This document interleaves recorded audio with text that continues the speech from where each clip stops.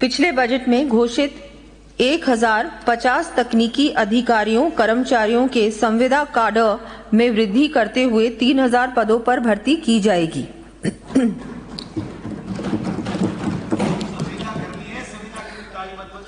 ऊर्जा।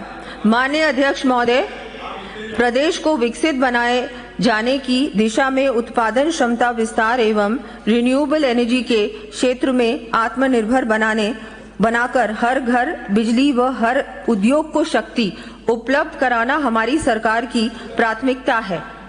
मुझे सम्मानित सदन को ये बताते हुए हर्ष की अनुमति हो रही है कि माननीय मुख्यमंत्री श्री भजनलाल शर्मा जी के नेतृत्व में आज राजस्थान का अक्षय ऊर्जा एवं सौर ऊर्जा क्षमता में देश में अग्रणी प्रदेश बन गया है।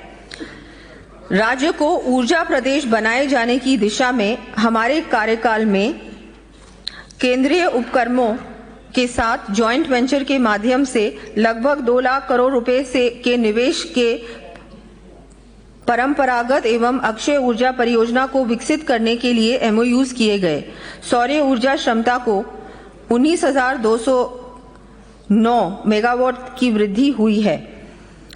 पीएम सूर्य घर मुफ्त बिजली योजना के अंतर्गत 518 मेगावाट क्षमता के 1,30,000 से अधिक रूफटॉप सोलर प्लांट स्थापित किए गए। सुदृढ़ विद्युत तंत्र के लिए 400 केवी के 2 जीएसएस, 220 केवी के 5 जीएसएस, 132 केवी के 45 जीएसएस तथा 33 केवी के 379 सब स्टेशन स्थापित किए गए।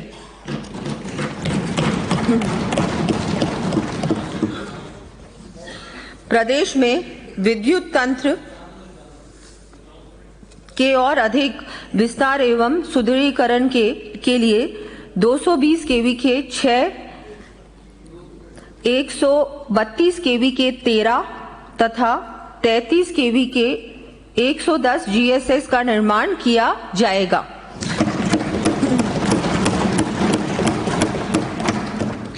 इन जीएसएस की सूची मैं सदन के पटल पर प्रस्तुत कर रही हूं।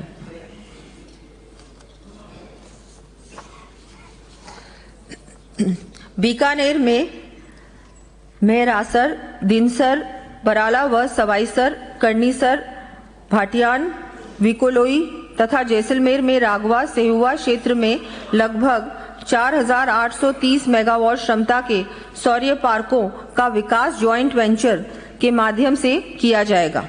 इस पर लगभग 2,900 करोड़ रुपए का व्यय किया जाएगा। प्रदेश के विद्युत प्रसारण तंत्र को संचालित करने वाले स्टेट लोड डिस्पैच सेंटर की साइबर एवं नेटवर्क सुरक्षा हेतु सिक्योरिटी ऑपरेशन सेंटर तथा नेटवर्क ऑपरेशन सेंटर स्थापित किए जाने के लिए 21 करोड़ रुपए का व्यय किया जाएगा। विद्युत तंत्र के आधुनिकीकरण तथा विद्युत सेवाओं को अधिक पारदर्शी व सुलभ बनाए जाने की दृष्टि से निर्बाध विद्युत आपूर्ति के साथ साथ विद्युत तंत्र के ट्रांसफार्मर, फीडर और सबस्टेशंस की आईओटी सेंसर द्वारा रियल टाइम मॉनिटरिंग, विद्युत फॉल्ट के पूर्व अनुमान तथा पारदर्शी मीटर बिलिंग के लिए अजमेर डिस्कॉम के अंतर्गत ग्रिड को एआई इनेबल्ड किया जाएगा। इमरजेंसी अलर्ट व डिजिटल भुगतान प्रक्रिया तथा कृषि उपभोक्ताओं को विद्युत सेवाओं, कल्याणकारी योजनाओं एवं विद्युत आपूर्ति की रियल टाइम जानकारी उपलब्ध कराने के लिए एआई आधारित डिजिटल प्लेटफॉर्म विकसित किया जाएगा।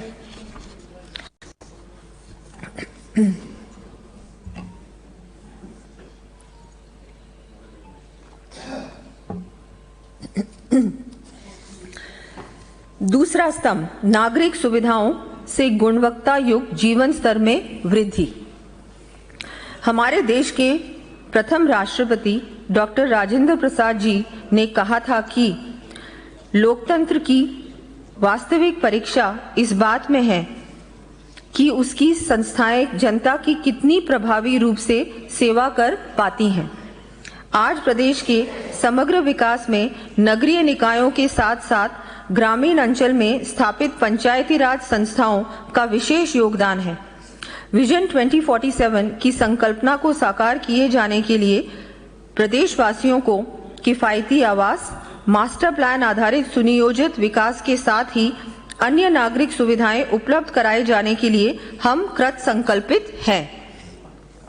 गत वर्ष बजट में की गई घोषणा के तहत बनाए गए कॉम्प्रिहेंसिव मोबिलिटी प्लान को लागू करते हुए समस्त संभागीय मुख्यालयों पर चिन्हित सड़कों पर ITMS अर्बन मोबिलिटी ऐप, सड़क व चौराहा सुधार, flyover, underpass, traffic solutions, signal free traffic, parking संबंधी कार्य करवाए जाने की घोषणा करती हूं। इसके तहत जयपुर हेतु 1000 करोड़ को शामिल करते हुए कुल 2325 करोड़ रुपए का व्यय किया जाना प्रस्तावित है। प्रदेश के विभिन्न क्षेत्रों में सौंदर्यीकरण, पुनरुद्धार एवं उन्नयन संबंधी विविध कार्य लगभग 3000 करोड़ रुपए की लागत से करवाए जाएंगे। इन कार्यों का विवरण मैं सदन के पटल पर प्रस्तुत कर रही हूं।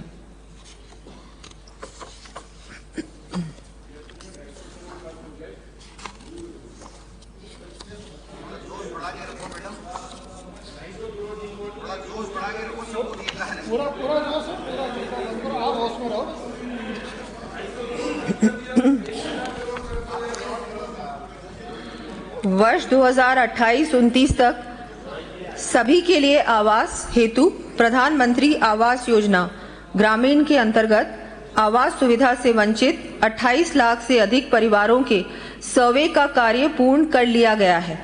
योजना के द्वितीय चरण में वर्ष 2029 तक पात्र परिवारों को आवास निर्माण किए जाने हेतु अनुदान दिया जाएगा।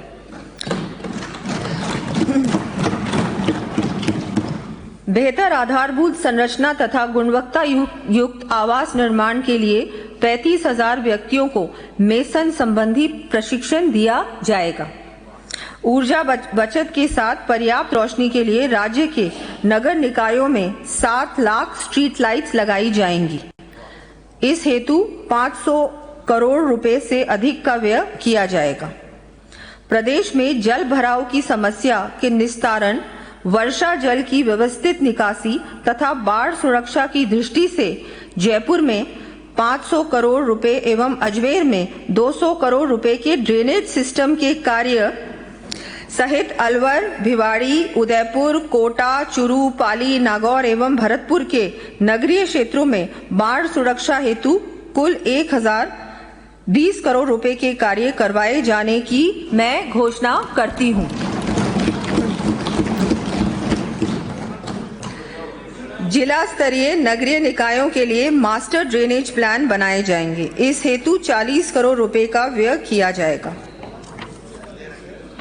प्रदेश में प्राकृतिक एवं मानव निर्मित विभिन्न प्रकार की आपदाओं के प्रबंधन हेतु नागरिक सुरक्षा विभाग एवं SDRF के सुदृढ़ीकरण के लिए बाढ़, भूकंप, आगजनी, रासायनिक दुर्घटनाओं आदि हेतु खोज व बचाव उपकरण उपलब्ध कराए जाने के लिए 60 करोड़ रुपए का व्यय किया जाएगा। अग्निशमन सेवाओं के विकास एवं उन्नयन की दृष्टि से 93 फायर बाइक्स उपलब्ध कराए जाने के लिए 16 करोड़ रुपए व्यय किए जाएंगे। आमजन की सुरक्षा एवं सतर्कता के लिए नदियों के प्रवाह में प्रमुख बांधों के डाउनस्ट्रीम एरियाज में early warning siren systems 10 crore रुपए की लागत से लगाए जाएंगे। साथ ही जड़ावता सवाई माधोपुर में बाढ़ सुरक्षा कार्यों के लिए लगभग 75 करोड़ रुपए व्यय किए जाएंगे। आमजन की सुविधा के लिए प्रदेश के विभिन्न स्थानों पर जन कल्याण संबंधी विभिन्न कार्य करवाए जाएंगे। इन कार्यों का विवरण मैं सदन के पटल पर प्रस्तुत कर रही हूं।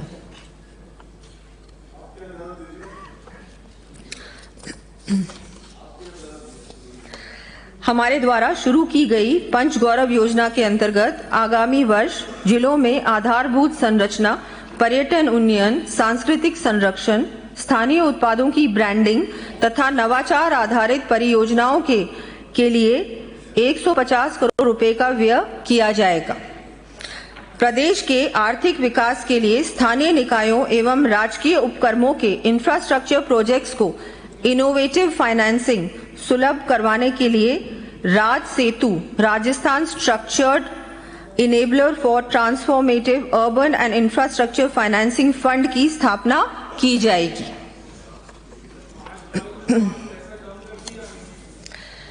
तीसरा स्तंभ, औद्योगिक विकास एवं निवेश को प्रोत्साहन।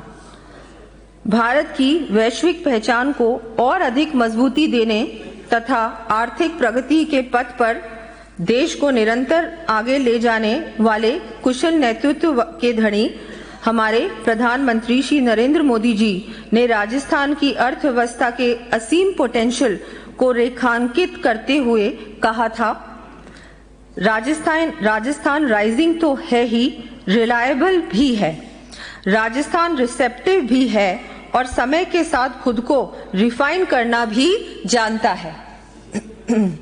प्रदेश की अर्थव्यवस्था को और अधिक मजबूत बनाने के लिए आवश्यक है तीव्र औद्योगिक विकास। हमारे इस कार्यकाल के दौरान राजस्थान देश के सबसे तेजी से बढ़ते हुए औद्योगिक केंद्र के रूप में उभरा है।